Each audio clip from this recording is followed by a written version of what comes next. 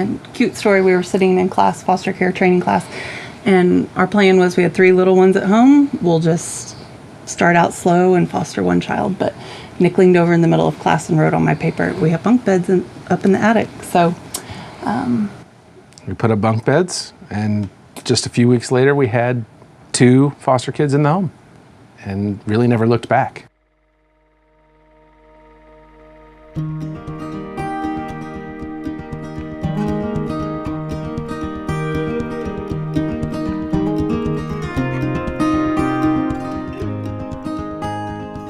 Before we were even married, we met families that were in a rough spot and struggling and really trying to make it. And we realized that we could love on their kids in the situation that we were in, and it was a very easy thing for us to do. We'd been blessed with an amazing home, and we should open that home to kids that were in hard spots and in trouble and parents that were struggling.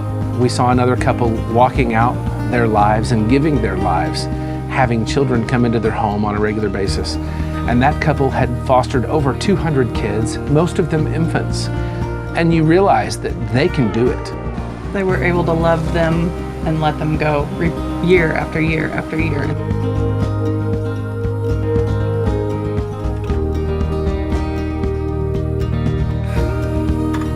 Loving on the kids is easy.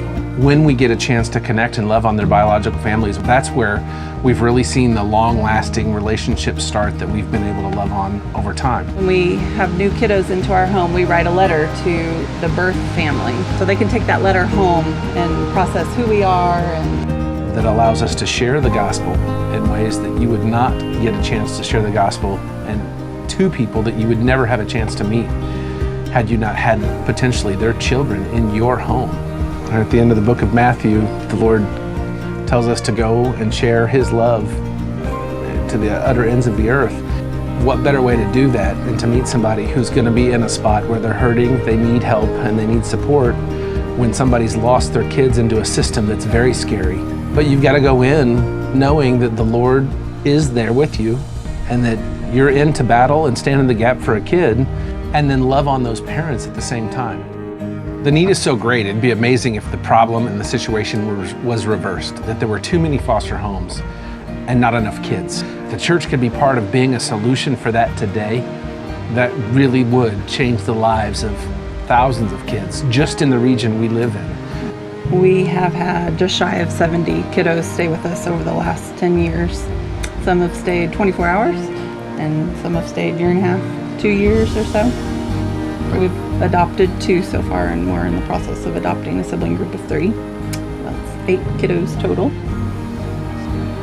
When we have a child hurting in our home, God never fails to show us specific ways to love on that child, to reach that child, to speak into that child's life.